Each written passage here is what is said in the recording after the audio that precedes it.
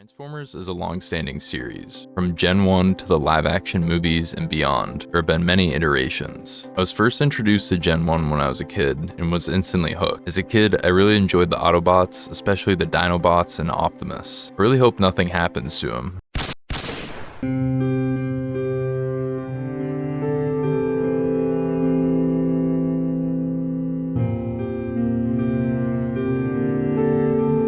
Kid me was a bit shocked to see him go. Later on, I would enjoy the franchise once again with the various live-action Transformer movies. I really enjoyed the first and third the most.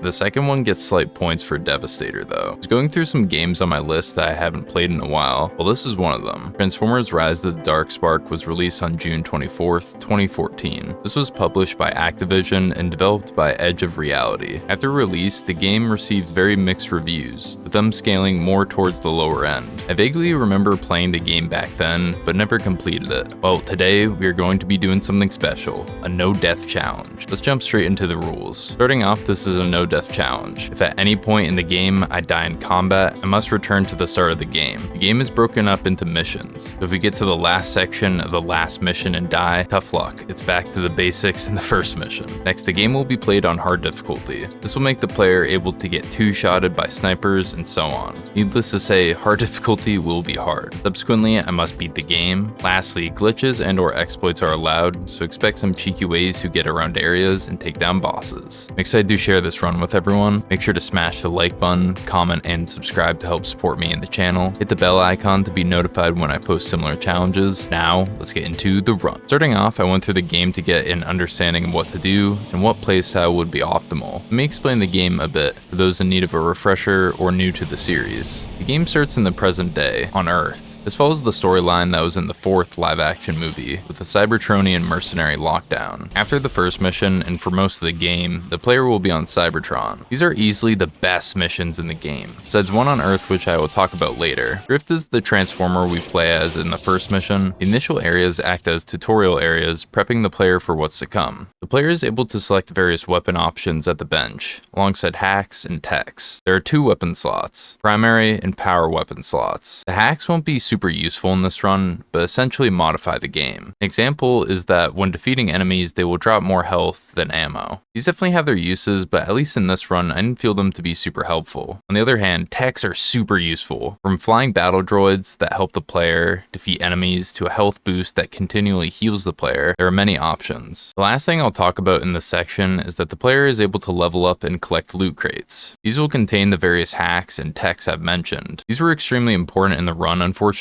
since a few techs were way better than others. Another thing is that they unlock various Transformers from the series. Now, what's sad, since these are practically meaningless at this point, since the servers for multiplayer appear to be offline. When I was going through the game, noting what missions and areas were going to be the toughest, the second mission in the game is easily the toughest of the whole run, usually lasting 10 to 25 minutes tops. Well, this was at least 30 minutes, since there are multiple sections to complete. Starting as Soundwave, the Decepticons must find and break into the vault entrance. As the player is doing this, they will be hounded by insect robots. This is when Shockwave will become playable. Both tough, but also extremely fun is this three-phase boss fight. There are multiple Insecticons that Shockwave will need to take down. Last of the three has the sniper rifle that can two-shot the player. Let's just say I died a few times to this guy in various attempts. Afterwards, the player needs to go through and drain the corrosive liquid from the vault entrance. This is a holdout section where the player needs to defend locations as they activate the drain controls. The final few areas in this mission has the player enter the outside vault. The Autobots have these drones that fly around, and these were brutal. These were strangely OP as heck, and was one thing I dreaded about this mission. Then we must use Shockwave to activate one of the 4 vault entrance terminals. Wow, that's a lot, and that's just one mission. What other tough missions were there? Another notable mission is about halfway through the campaign. The player needs to go around and activate these various levers. Unfortunately, enemies will continually spawn from the air to harass the player, and I mean continually. Take down one, then 5 seconds later another appears. On hard mode, this means I cannot mess up since they can like 4 to 5 shot me. This may not seem like much, but when they shoot 1,000 rounds per minute, it's like instant death. The last notable tough area was near the end of the game, last mission on Cybertron. The player needs to defeat Megatron, who has the Darkspark, who will continually revive the fallen Autobots in the area, fighting Optimus. player needs to be constantly on the move since these guys hit hard and super sprint towards Optimus. Now there are definitely some other areas that I'll showcase soon, but I found these to be the most difficult. Whether it was the long-lasting, continually spawning enemies, or Megatron's Lair of Doom, each proved to be hard to tackle. Subsequently, I wanted to improve on these missions, so I went through those specific ones a few times, learning what was good to use and what to avoid. The various techs were really important in narrowing down what was useful and not. Weapons were similarly important. I found most primary weapons to not be useful in this run. Shotguns are a no-go since up close and personal means a quick death. On the flip side, snipers are too passive and will be tough when enemies ambush or rush in. I opted for a few primaries, switching when needed. The starting assault rifle, riot cannon, and pathfinder. Later in the run, I ended up mostly using the pathfinder. It has this perk that randomly selects one shot in your mag to cause a massive explosion. Once I got a good grasp on these missions, I knew it was time to attempt the run. Here's how things went.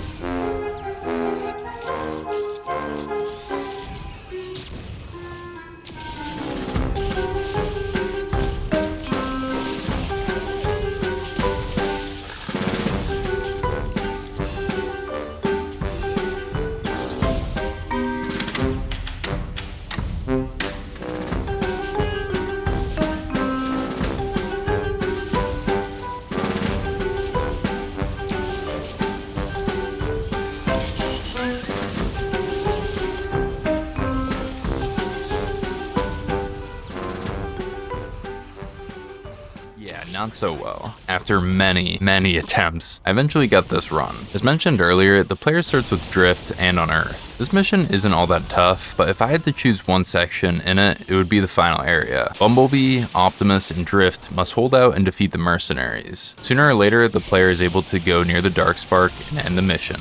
Next mission is that super difficult Decepticon one that is long lasting with multiple areas. The boss battles where the player gets to play as Shockwave was very tough. The first boss proved much more difficult than any previous attempts. As always with the last one, patience is key. Using the homing rockets to my advantage, I attack from the corner to then peel behind cover. Those damn Cybertronian droids are always nerve-wracking to get through, even after all these attempts. Thankfully, the secondary 4-way homing rocket launcher does the trick. Only thing is that it has limited ammo, so I had to use it sparsely. Following the Decepticons through the vault, Ironhide and Sideswipe sneak in and steal the Darkspark. These areas are filled with Insecticons. As the player goes up, enemies will become increasingly more difficult and with more enemies. The final section has the player hold out for 5 minutes or so. First couple minutes, the player can sit on these boxes and nothing will happen. Afterwards, the player plays as one of the Insecticons found in the second mission. At first, we were tasked with defeating Ironhide. It was a tough battle since the weapons they give the player are straight garbage. Burst rifles in games are either godly like the M8 and BO2 or terrible like this case. Next, I had to defend Shockwave, then do a bunch of puzzles. These last sections were simple and quick to run through. Oof, this next area was rough, and I thought a few times I was going to need to restart. These flying guys are ridiculously tough, and it doesn't help that the other Decepticons don't follow and help. I had to play this area with extreme caution, otherwise I'd end up a pile of nuts and bolts. The last thing about this area is that there's this boss fight with a cloaked Autobot. He unfortunately has a sniper, so that means a quick 2-shot death. Similarly to the previous section, I had to play passively, waiting for openings. The Gates of Kaon is a super fun mission. The beginning sections can be worrisome as multiple shotgun Autobots are in the area, but still very doable if played cautiously. The highlight of this mission is the end section where all the Combatigons combine to form Bruticus. This is one fun Decepticon to play as. He has this massive health bar, so you don't need to worry about that. Oh, you're taking damage? Well, just pull out your helicopter arm and fling those bullets away. This also acts as an attack too, which is super cool. It was satisfying to destroy the incoming waves, especially those massive Colossus Autobots. Going towards Megatron's fortress, we play as Optimus Prime and are accompanied by Jazz. I still can't help but think how dirty Megatron did him in the first live-action movie, but I digress. I have to say, the starting area driving around was quite fun, and it's cool to see the transform animation. One criticism I have to say about this game is that speed feels extremely slow, even when you are boosting. Now, showing speed in games can be tough. Certain games like Most Wanted 2005, I feel like do it well, and on the flip side, Most Wanted 2012, I felt showed speed poorly. To be honest, this is one small criticism in this game, but coming from playing many racing games, it is something I noticed straight away.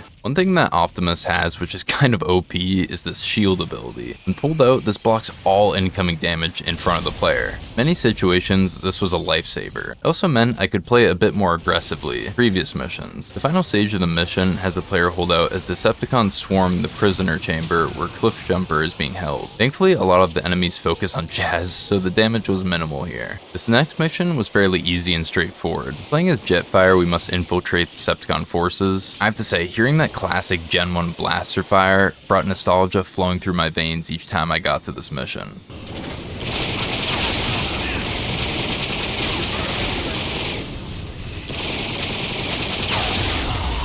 At the end, the player needs to escape the area before the firing sequence is completed. Playing as Optimus once again and escaping with Jazz and Cliff Jumper, we push towards Megatron. This was one crazy mission, but not as crazy as you checking out the VODs channel. Here, I post streams and highlights from the various challenge runs I do. If you'd like to see this challenge in its full length or any other challenge I complete, click the link below. Getting to the final area where we need to fight Megatron, I opted to use a different weapon. The riot cannon is perfect for this section. It deals massive damage, fairly large damage radius, and the final shot deals 500% more damage. Using this in combination with my shield ability and various tech things worked surprisingly well. I did have a few times where things could have ended poorly, but thankfully they didn't. Ultimately, we beat another mission. Now, the last 4 missions in the game take place on Earth. Playing as Bumblebee, we are accompanied by Drift, and we have to infiltrate enemy forces. The starting sections are quite tough since multiple snipers are tracking you. Bumblebee's vehicle form has some OP weaponry though, but we were able to take them down after some patience and planning. At the end, Drift is taken captive when he tries sneaking up on lockdown. Now we gotta save him. Starting the 11th mission, the player is ambushed by lots of enemies, but most important are these shotgunners. These guys have more health than the common bad guy, so make sure to keep your distance. Few notable things in this mission. First is that after saving Drift, you will swap to his perspective and must hold down the area. After some time, multiple large Colossus mercenaries will show up, so you gotta get out of there. The final notable thing segues into the next mission. Playing as Gridlock after getting out with Drift and Bumblebee, we must eliminate nearby enemy forces. I wish when they introduced the Dinobots in the live-action movies that Gridlock would have his dumb humor and charm from the Gen 1 show. Unfortunately, I don't think he talks much, if at all, which was disappointing. I actually need to watch the last 2 movies again because it's been a while since the last viewing. I shield bash this Colossus back over and over. One awesome thing about Gridlock is he can change to his normal form and have this shield to protect him. Now, compared to Bruticus, he has half the health, which is not the best. On the flip side, he's able to do a finishing move. Once completed, he gains health and recovers shield. Playing as Gridlock once again, we press onwards through the mission. I was getting nervous since I was nearing the end and didn't want to mess up now. For most of the mission, we have to run around solo as Gridlock. This area in the middle was insanely difficult. There were countless enemies constantly respawning. It felt never-ending.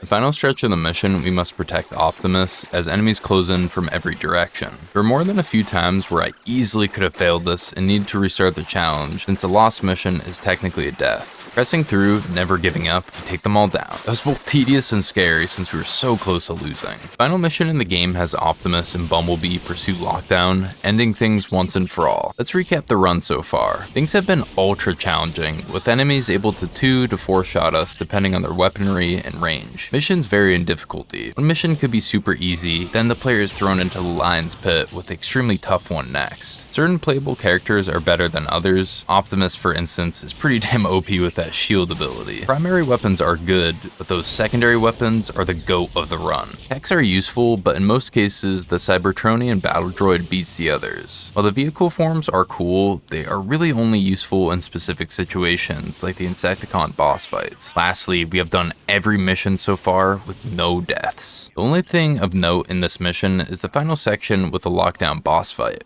This is one of the weirdest boss fights in this game, and possibly any game I've played. It wasn't difficult or BS, unlike the Shadow of the Tomb Raider challenge I did. That final boss was insane. It was like a 6-phase boss fight. In regards to this boss fight, it's just using the shield to then damage him. Honestly, super boring and tedious. It would have been way cooler if they did something else, but that's just my opinion. Curious to hear down below your thoughts. Even though this boss fight was a letdown, we ended up completing the game with no deaths. This was both a fun and interesting experience. Maybe in the future I will do another challenge on this game if you guys enjoyed the video. While I do enjoy this game, it does have a lot of problems, specifically buggy sections, that end boss fight, alongside some other things. Still, it was a good time. Thank you for watching the video. Make sure to hit the like button, comment, and subscribe if you haven't already. This greatly helps to support me and the channel, alongside pushing the video out to others who may be interested. Try to do something kind for someone today, whether it's a small or large gesture. This is your boy Skilled Fawn, and I'm out.